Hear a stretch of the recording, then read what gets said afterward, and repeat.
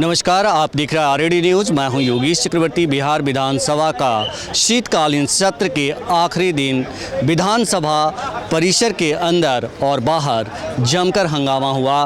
सत्ता पक्ष और विपक्ष के विधायकों ने जमकर बवाल काटा और प्रोटेस्ट किया। हम आपको बता दें कि सत्ता पक्ष के विधायक जहां पीएम मोदी के खिलाफ नारेबाजी और प्रोटेस्ट करते नजर आए, वहीं विपक्ष के विधायक, बीजेपी के विधायक मुख्यमंत्री नीतीश कुमार के खिलाफ लगातार प्रोटेस्ट करते रहे। यहाँ तक कि विधानसभा अध्यक्ष के चैम्बर के गेट के आगे धरने पर बैठ गए। आइए हम आपको दिखाते हैं कि क्या कुछ हुआ और किस विधायक ने क्या कुछ कहा। अरे भाई, नरेंद्र मोदी जी 7 फेरा लेने के बाद अपनी पत्नी के जो अधिकार होता है, उस अधिकार को उस महिला को आज तक नहीं दिया। दलितों के ऊपर देश में हमले हो रहे हैं। मध्य प्रदेश के अंदर दलित पर पेशाब किए गए। कुकी जो जनजाति है, उनके बलात्कार हुए, उनकी हत्याएं हुई। तो नरेंद्र मोदी दलित और महिला विरोधी आदमी है।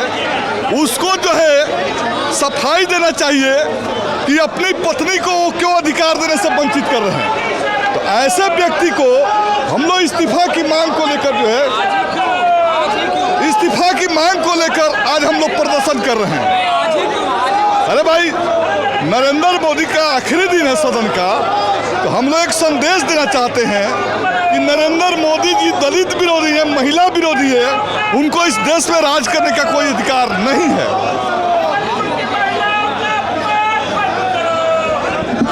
ये बताएं कि जिस तरह से विपक्ष के लोग अंदर बैठे हुए हैं, बीजेपी के लोग, तो उनके बारे में आप क्या कहेंगे? अरे भारतीय जनता पार्टी कुकर्मियों की जमात है।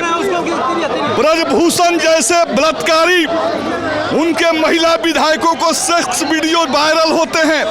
महाराष्ट्र के अंदर कई सेक्स स्कैंडल में फंसे हैं। मध्य प्रदेश के अंदर भाजपा के कई विधायक मंत्री सेक्स स्कैंडल के शिकार रहे हैं। तो भारतीय जनता पार्टी जो है एक कुकर्मी और महिला विरोधी पार्टी है। उसको जनता के बीच एक्सपोज करने के लिए हम आज प्रदर्शन कर रहे हैं।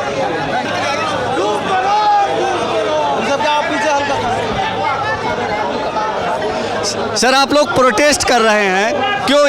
इस प्रोटेस्ट का मकसद क्या है? देखिए, वर्तमान जो देश के प्रधानमंत्री हैं, वह एक निर्लजता की पराकाष्ठा उन्होंने किया है। पूरा देश जान रहा है कि हमारे देश में पत्नी का क्या स्थान और सम्मान होता है। ये खुलेआम प्रधानमंत्री एक आदर्श होते हैं देश के लिए, पूरी दुनिया के लिए। वो अपनी पत्नी को घर में बिठा करके, दूसरे के भरोसे छोड़ करके पूरे देश में शेयर करने का काम कर रहे हैं। ये उनकी विचारधारा को बताता है। दूसरे तरफ उनकी पार्टी के पर कई गंभीर आरोप महिला उत्पीड़न के लगे हैं। उनके सांसद पर देश के स्वर्ण पदक लोगों ने लगाया। पूरे देश में आंदोलन हुआ। एक शब्द महिलाओं के अधिकार के पर उन्होंने नहीं बोला। अपने पार्टी के विधायकों पर, सांसदों पर कभी भी गंभीर बलात्कार का केस हुआ, प्रमाण हुआ, कभी भी उसके खिलाफ कोई कार्रवाई करने का काम नहीं किया। मणिपुर में महिलाओं के साथ बलात्कार हुआ, कभी उस पर एक शब्द नहीं बोला।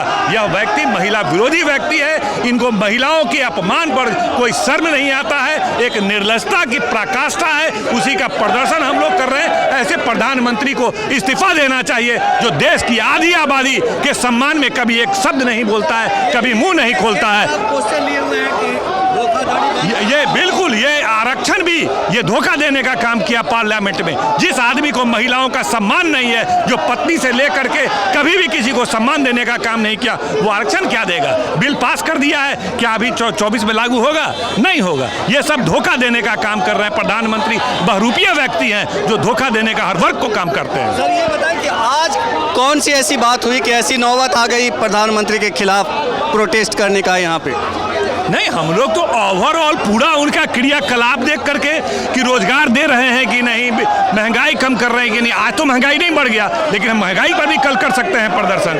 ये बीजेपी के लोग, विधायक जो है अंदर बैठे हुए हैं धर उनको तो बहुत दिन मौका मिला है, बहुत प्रदर्शन कर रहे हैं। वो तो प्रदर्शन इसलिए कर रहे हैं कि इतना बड़ा बड़ा काम बिहार सरकार कर रही है, लाखों नौकरी बांट रही है, जनगणना करा रही है, आरक्षण का दायरा बढ़ा रही है, ऐतिहासिक काम कर रही है जिसका पूरे देश में चर्चा न हो जाए, इसलिए कुछ कुछ करके वो डाइवर्ट करना चाहती है। वो बेचारे बौखलाए हुए हैं, वह जनगणना के विरोधी हैं, वह आरक्षण के विरोधी हैं, वह रोजगार के विरोधी हैं, वह तमाम वैसे विकास जिससे देश का विकास होता है उसके विरोधी लोग हैं। वो बौखलाहट में आंदोलन कर रहे हैं।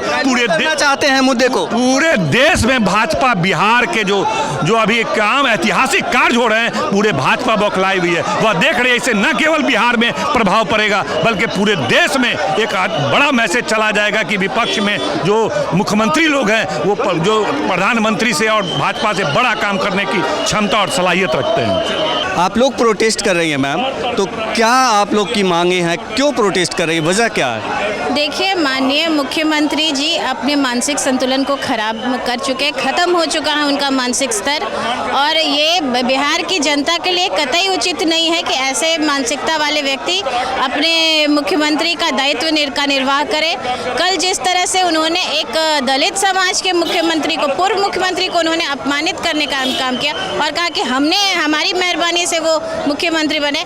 आज मीडिया के माध्यम से मैं पूछना चाहती हूँ कि माननीय नीतीश कुमार जी को मुख्यमंत्री किसने बनाया? या तो भाजपा वाले की मेहरबानी से वो बने या तो आरजेडी वाले की मेहरबानी से बने। मैंडेट तो उनके पास भी नहीं है। तो जब आप एक पर उंगली उठाते हैं तो चार उंगली आप पर भी तो उठती है। क्या ये सवाल का जवाब देने लायक है वो?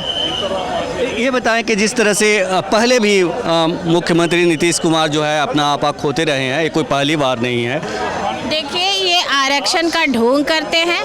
इनके नज़र में महिलाओं के लिए, एससी के लिए, एसटी के लिए कोई सम्मान नहीं है। इस तरह से वो किसी को भी अपमानित करते हैं, किसी की भी सम्मान के खिलाफ वो कुछ भी वक्तव्य देते हैं, और इनको इस भाषा का और मर्यादा का कोई ज्ञान ही नहीं है। और ऐसे ओछी मानसिकता वाले व्यक्ति को इस गरिमामय पद पर रहने का कोई अधिकार नहीं है। जेडीयू और आरजेडी के लोग आरोप हैं से ये सर्वे हुआ, आरक्षण लागू किया गया, तो इसी को देख करके बीजेपी डाइल्यूट करने उपलब्धियों को। हम ये पूछना चाहते हैं कि जिस समय हम लोग गठबंधन में थे और रहने के कारण हम लोगों ने इसका समर्थन किया, और कल भी हम लोगों ने उनकी इस आरक्षण नीति का समर्थन किया। कहीं कोई विवाद नहीं था। सारी विधेयक से और सर्वसम्मति दलित समाज के पूर्व मुख्यमंत्री के पद तो ये डाइल्यूट का क्या सवाल है? और ऐसे व्यवहार करने की आवश्यकता क्या थी? अत्याचार किए हैं उस पर माफी मुख्यमंत्री को मांगना चाहिए। मेंटल डिस्टर्ब है, मेंटल व्यक्ति को मुख्यमंत्री पद पर 1 मिनट रहने का अधिकार नहीं है, उसको इस्तीफा देना चाहिए। अब महादलित, बिहार के महादलित से उनको सार्वजनिक स्थान पर माफी मांगना चाहिए। महादलित को अपमानित नहीं करना चाहिए। और वो मुख्यमंत्री रहे हैं और उसको वो रे तो बोल रहे हैं और कह रहे हैं कि तुमको हम बनाए हैं, हम तुमको बनाए हैं। ऐसे मुख्यमंत्री को एक मिनट भी बिहार के गद्दी पर नहीं रहना चाहिए। देखिए, वो लोग का आज जान लीजिए कि पूरे बिहार की महिला सशक्तिकरण जो जितना अधिक माननीय मुख्यमंत्री जी के राज में हुआ है, किसी समय में इतिहास बिहार का, हम लोग भी बिहार का इतिहास पढ़े हैं, कोई इस तरह का काम नहीं हुआ है।